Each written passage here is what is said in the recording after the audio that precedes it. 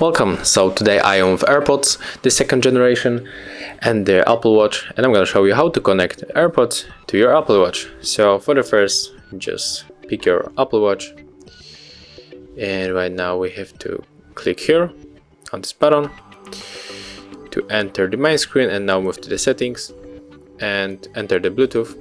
And right now when we are in the Bluetooth, we have to open our case and just wait until the Apple Watch find them. Okay, and there it is. So just click to pair them,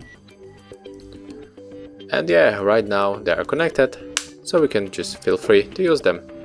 So this is how it looks. Thank you for watching.